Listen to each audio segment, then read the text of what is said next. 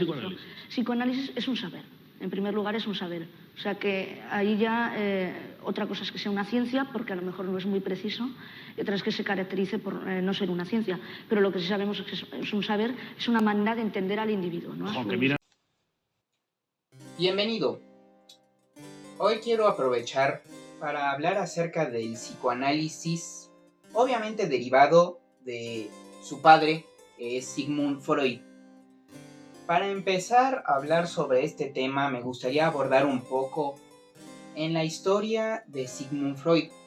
Según he recopilado un poco de información de la historiadora y psicoanalista Elizabeth Roudinesco sobre Sigmund Freud, la cual debo aclarar que es una profunda admiradora del psicoanalista y que en su trabajo se puede ver claramente una fijación positiva hacia él. Es un trabajo biográfico que me parece de muy buena calidad. Primero que nada, me gustaría hablar de que Freud viene de una familia judía que estaba alejada en su tiempo de la ortodoxia tradicional. El padre de Freud había vivido una etapa de ilustración judía que obviamente terminaría afectando en su hijo. Esta tradición sería lo que lo acercaría al estudio de las ciencias y lo alejaría de la práctica religiosa. Freud era hijo de comerciantes judíos y la madre de Freud propiamente era la tercera esposa de su padre. Su esposa, del padre de Freud, se mantuvo fuera de la lógica ortodoxa judía, y esto influyó crucialmente en Freud para no ser un practicante de la religión. Estudió en la universidad con la llamada izquierda hegeliana y siguió con los estudios de la medicina. Él había seguido previamente enseñanzas filosóficas de Franz Brentano, y esto lo acercó a los fundadores de la psicología moderna en el ámbito de la filosofía. Practicaba la hipnosis como método terapéutico. Sus teorías eran de pretensión universal. Freud es el creador del psicoanálisis, que es una parte de la psicología que se dedica a estudiar las acciones que hacemos, o sea, el comportamiento, como consecuencia de una serie de tendencias reprimidas, ¿no? Especialmente de sexualidad, que es la inhibición y el líbido, ¿no? Ahora, Freud inventa el psicoanálisis tomando ideas que existían previamente, las cuales él trató de evitar dar crédito a sus realizadores originales. Sin embargo, el psicoanálisis visto hoy en día, pues claramente no puede ser visto más que como una pseudociencia para quienes pretenden seguir en el discurso de entenderla como ciencia. Ahora, si se ha superado ese discurso, entonces ya no tenemos que molestarnos en hablar de pseudociencia, porque en realidad es un saber, no es un conocimiento, no es una ciencia, no es una filosofía, es un simple saber. Y es que hay que entender algo.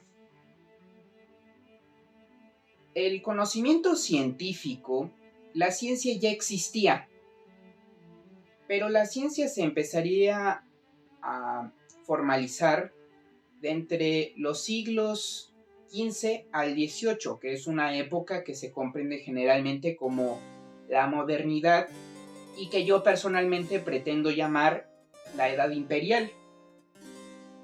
Las ciencias clásicas empezarían a popularizarse y al claramente ser un método de adquisición de conocimiento que te da una sensación de seguridad mayor a otros medios de adquisición de conocimiento, empezó a desplazar, incluso desde la Edad Media, ciertos sistemas de adquisición de conocimiento en diferentes ámbitos como la universidad o la política.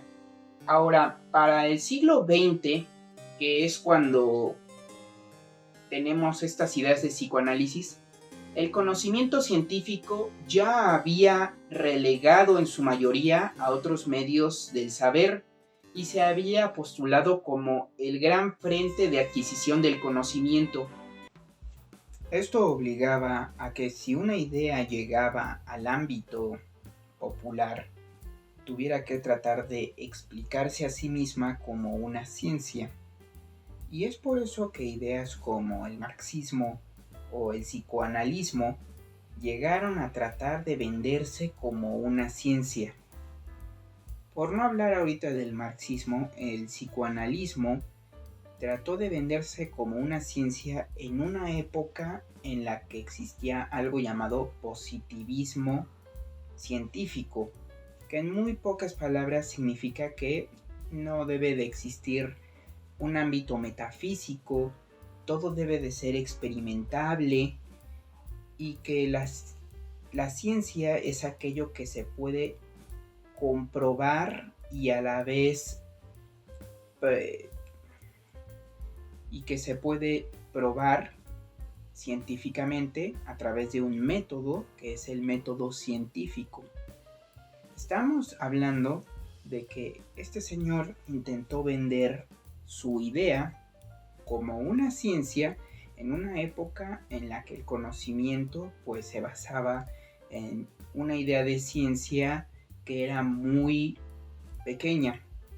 Oye, ¿cómo sabemos que Freud no eleva la categoría de una ciencia a lo que son sus obsesiones personales, sus filias, sus fobias, sus agobios, sus tensiones, sus represiones? Sí, hombre, no, es que él tampoco lo calificó como ciencia, ¿no? Él muy bien dice en su introducción al psicoanálisis que no quiere que sea un libro científico, ¿no? Que sea más bien divulgativo. Tampoco es cierto, como dicen muchos, que Freud nunca dijese que el psicoanálisis era una ciencia, pues en sus textos se refiere a la misma como ciencia y además lo repite constantemente e incluso la defendió como una ciencia.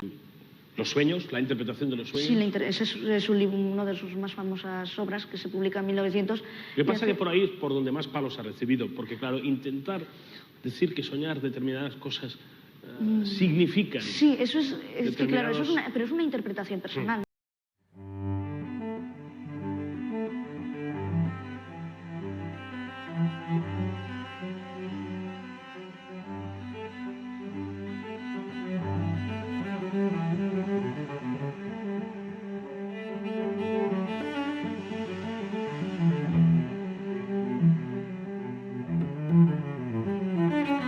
La ciencia no busca acertar, sino no fallar.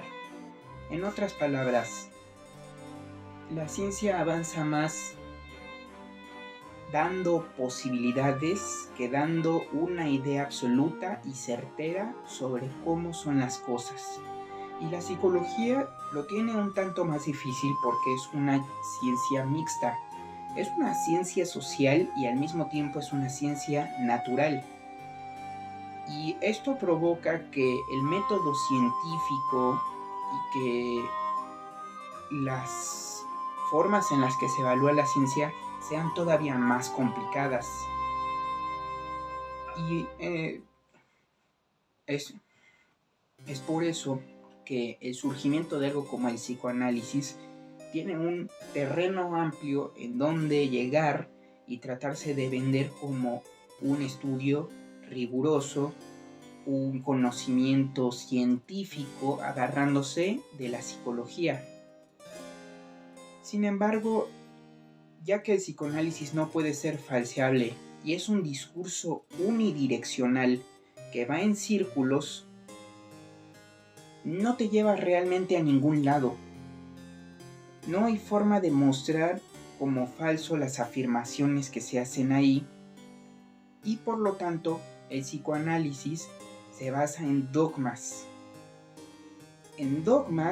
que no pueden ser probados y además obviamente el cuerpo de este psicoanálisis está basado en conceptos y categorías que fueron plagiadas de otros científicos a las que no se les dio un crédito. ¿Por qué el psicoanálisis se ampara en evidencia falsa o trastocada? Bien, te comento que hay una serie de investigaciones que se han realizado para aclarar esto. La más conocida quizás es la obra de Jeffrey Mason titulada Freud, el ataque a la verdad. Mason aquí hace un estudio histórico basándose en correspondencia de Freud, o sea, cartas que enviaba y recibía de sus colegas y también de sus alumnos, y entre estas cartas Mason descubrió que por cuenta propia y de forma consciente, Freud suprimió lo que le constaba era cierto sobre las agresiones sexuales a los niños, falseando deliberadamente sus propios documentos clínicos y los testimonios de sus pacientes para hacer que estos vayan acorde a sus hipótesis. El señor Freud tiene un método muy interesante para tratar de vender su estudio. La ciencia tiene una hipótesis que hace un experimento y si ese experimento logra probar la hipótesis, se crea una teoría. Freud tiene una hipótesis que en realidad es una teoría disfrazada en la que hace un experimento a modo para justificar la teoría y falsea el experimento. En otras palabras, termina creando una teoría falsificada con resultados a modo y eso es una mentira. Si Freud se demuestra equivocado en sus estudios, termina negando el experimento para no falsear sus premisas iniciales. Y eso es un dogma, y los dogmas no son ciencia. Hans-Jürgen Eysenck, que es uno de los pilares de la psicología del siglo XX. ¿Por qué es importante este señor? Porque él también realizó una investigación cuyo título tampoco puede ser menos revelador: Decadencia y caída del imperio freudiano. Voy a dejar el link en la descripción porque el libro está en español y está escrito además en un lenguaje bastante sencillo. Eysenck, al igual que Mason, cita pruebas históricas de cómo Freud, sus alumnos y sus biógrafos estaban al contacto de que muchas de las pruebas presentadas por Freud en sus investigaciones eran falsas o erróneas. Hablando más propiamente de Freud, él llegó en un tiempo en el que la psicología apenas si se estaba separando de lo que hoy en día entenderíamos como un pensamiento mágico.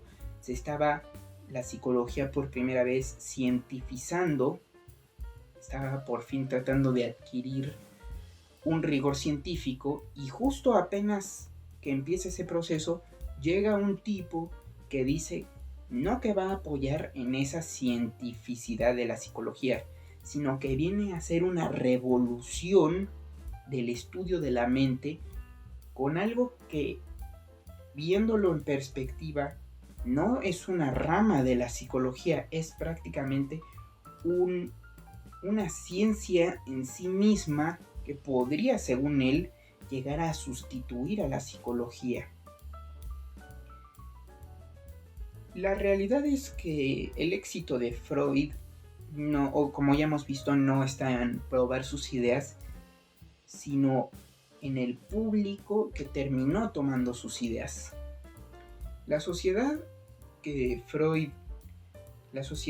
existía en los tiempos de Freud era una que tenía una alta represión sexual por parte de la propia sociedad, el gobierno y otras instituciones que tenían mucho poder en ese entonces. Y Freud, un hombre de su tiempo, vio también una demanda de gente sobre todo adinerada, de una élite que quería justificaciones para sus propios comportamientos. Y él, al crear un sistema de ideas que casualmente conecta también con estos intereses, él termina consiguiendo un gran capital político. Algo interesante de los psicoanalistas de hoy en día es que se quejan de que analizamos el psicoanálisis de una forma muy cientificista, cosa que ya he explicado que sí existe, pero lo chistoso es que el mismo Freud también era un cientificista. Era alguien que consideraba que si algo no era una ciencia, pues eran puras tonterías. Y eso es muy irónico para lo que es este conjunto de ideas. ¡Ánimo! Falta poco para Halloween. En un día y 3 horas a comer tulos. Con Chowder, este año no voy a pedir sexo. ¿Qué? Por favor, van a romper una de 6 años. 6 años de mierda. Tal vez ya estoy madurando. Dame un besito.